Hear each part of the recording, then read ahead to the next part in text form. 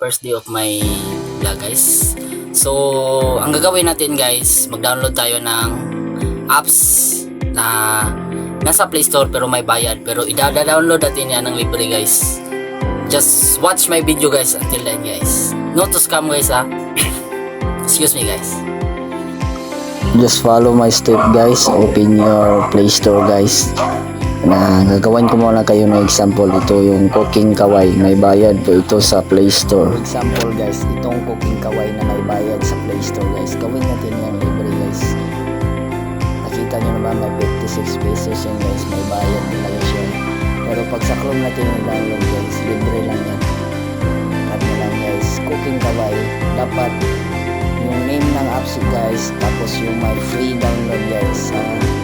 Lagyan nyo ng free download.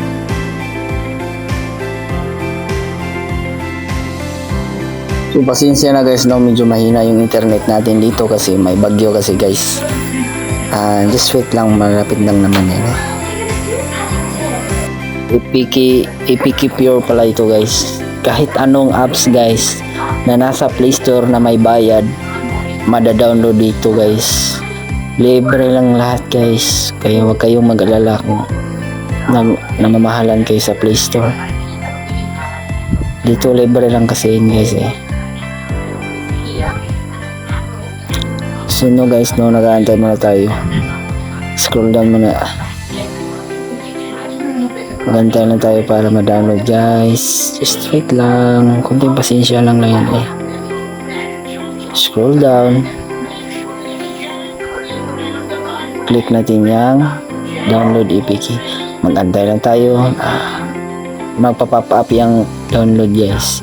Yun, nakita mo yun guys.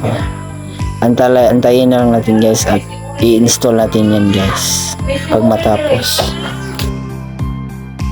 Sa 2 minuto nating antay guys, tapos na rin. I-install na lang natin guys. Diri daw siya tito.